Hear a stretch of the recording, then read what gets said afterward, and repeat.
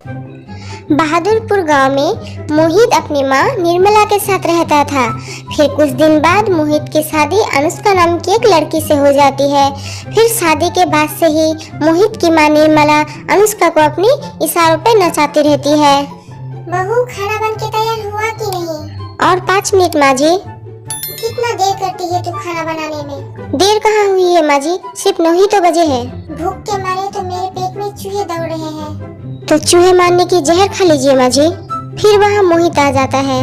खबरदार अनुष्का, मेरी माँ को ऐसी बातें अगर दोबारा कहा तो ये मत भूलो कि मेरी माँ है।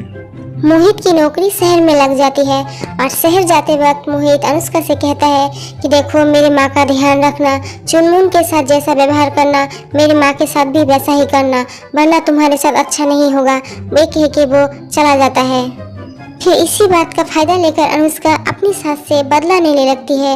वो चुनमुन के साथ जो करती है अपने सास के साथ भी वही करती है। एक दिन अनुष्का चुनमुन का सर मुंडन कराती है और वो अपनी सास का भी मुंडन करा देती है।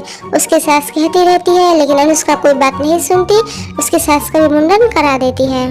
फिर जब मोहित छुट्टियों में घर आता है तो मोहित की मां निर्मला मोहित को सब बता देती है कि उसकी बहू अनुष्का ने उसको कैसे सताया है। फिर मोहित इसी बात का बदला लेने के लिए अपने ससुराल जाता है और ससुराल जाके अपने ससुराल वालों से कहता है, अनुष्का के ऊपर एक बहुत बड़े जिन का साया है जो उसे हर वक्त तकलीफ देते रहता है, और वो जिन का साया तभी दूर होगा जब आप सब लोग अपना सर मुंडन करा के गधे में बैठ के हमारे घर आएंगे। फिर अनुष्का के पापा कहते हैं, अगर अनुष्का जिन के साय से दूर होती है हमारे ऐसे करने से तो हम ऐसा जरूर करेंगे। फिर अनुष्का के घर वाले अपना सर मुंडन करा के गधे में बैठ के उसके ससुराल आते हैं। फिर अनुष्का उन लोगों को देखकर चौंक जाती है तो मोहित कहता है, कैसा लगा नहेले पे दहला? तुमने मेरी माँ का मुंडन कराया था ना, मैंने तुम्हारे सारे घर वालों का मुंडन करा दिया।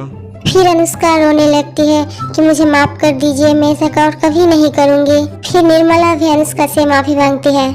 फिर वो एक साथ हंसी खुशी रहने लगते हैं।